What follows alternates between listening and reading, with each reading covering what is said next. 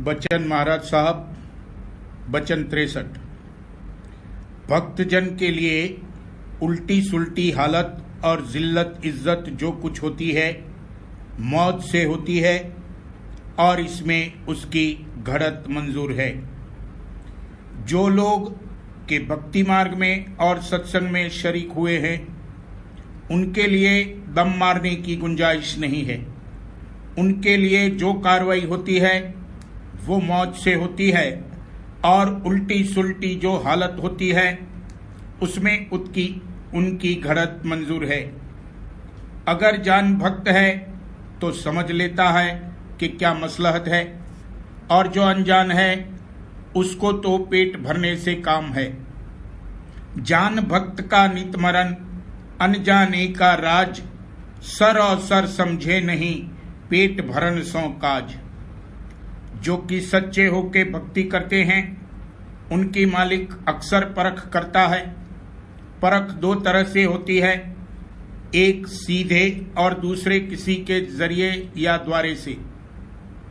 अगले वक्त में जहां के पूरे गुरु होते थे वो सीधे परख करते थे, पर अब ऐसी मौज नहीं है, इसलिए किसी दूसरे के जरिए से परख करते हैं। मसलन सत्संग में मौत से कोई अनघड़ जीव रखे जाते हैं जो कि औजार अक्सर इसकी गड़त के होते हैं, पर इसको चाहिए कि जो उनके साथ कभी इसका मुकाबला होवे और शिकायत पूरे गुरु के पास जावे और गुरु उल्टा उस अनघड़ के कहने पर इसकी ताड़ मार करें तो भी अपने लिए ऐसी समझौती लेवे कि जो कुछ हुआ मौत से मेरी गड़त के लिए हुआ, और वो गोया उस गड़त के लिए राधा स्वामी दयाल ने एक औजार रखा था। इस तरह समझ बूझ लेने से इसकी दिन दिन दुरुस्ती और सफाई होती है और मलिनता और निकम्मापन दूर होता है, और अंतर में जो मसाला यानी भंगार भरी हुई है वो खारिज होती है। ऐसी समझौती जब इसको आवेगी तब चित्त में विरोध नहीं रहेगा, बल्कि उस शख्स का शुक्राना करेगा। यानी जो सच्चा भक्त है वो इसको अपनी घड़त का औजार समझकर उसके पांव पर गिरेगा कि तेरे जरिए से राधा स्वामी दयाल ने मेरी दुरुस्ती की। मगर ऐसी समझौती हमेशा याद नहीं रहती, अक्सर भूल जाती है। सो कुछ हरज नहीं है, कभी भूल भरम कभी याद, इस तरह की हालत होती रहेगी, इसमें दया है। अगर हमेशा याद रहे तो फिर गलत न हो और जो असली मतलब है वो खत्म हो जावे। बाजी मौज ऐसी होती है कि कहीं किसी बात का वजूद भी नहीं है तो भी निंदा करा के जीवों की परख की जाती है। मसलन हुजूर साहब के भोग में एक रोज मूली की पकौड़ियों की तरकारी ऐसी बनकर आई कि जिसको किसी ने समझा कि कबाब है। फौरन ये बात उड़ी और बहुतेरे भूल भ्रम में पड़ गए, और हर चंद के गोश्त का नाम भी न था तो भी बहुत लोग निंदा करने लगे। मालिक अंतर्जामी है, वो सब कुछ जानता है और उसी की मौत से सब कुछ होता है। अगर मालिक राजी है और जीव नाराज है तो कोई हर्ज नहीं है, और जो गुरु से द्रोह रखता है उसको जमदूत दंड देते हैं।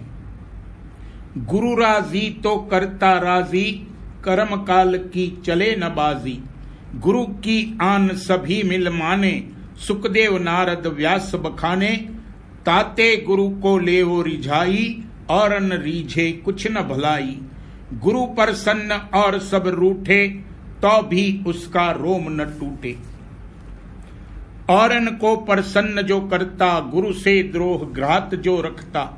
गुरु की निंदा से नहीं डरता, गुरु को मानुष रूप समझता। सो नर की जानो अपघाती, उस संग दूत करे उत्पाती। भक्तजन को चाहिए कि जिल्लत इज्जत जो कुछ होवे उसका ख्याल न करे। इज्जत तो हर कोई पसंद करता है, मगर जब जिल्लत होती है तब मन का ऐसा स्वभाव है कि जान देने को तैयार हो जाता है और जिल्लत की बर्दाश्त नहीं कर सकता है। सत्संग और अभ्यास करते रहना चाहिए। आहिस्ता आहिस्ता बर्दाश्त की ताकत भी आवेगी और भक्तजन को मालूम पड़ेगा कि भक्ति में जो नीच से नीच भंगी समझा जाता है उसके साथ भी मुकाबला करने की भक्तजन को गुंजाइश नहीं है।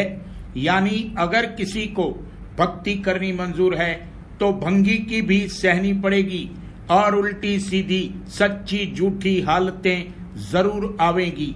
इसको चाहिए कि चुप करके सबकी बर्दाश्त करे। अगर रोष न किया पर विरोध अंतर में रहा तो भी एक ही बात हुई, यानी एक पर्दे से हटकर दूसरे पर्दे में जा बैठा। बस रहो चुप और गुरु सरनी गहो, हुक्म मानो उनके चरणों में रहो। खोद खाद धरती सहे, काट कूट बन राय, कुटिल बचन साधु सहे और से सहा न जाए। जिल्लत इज्जत जो कुछ होवे, मौज विचारो कर भक्ति, गुरु का बल हृदय धर अपने, सुन प्यारे तू कर भक्ति। यह बिगाड़ कुछ करे न तेरा, क्यों झिझके तू कर भक्ति, बिना मौज गुरु कुछ नहीं होता, सुन प्यारे तू कर भक्ति।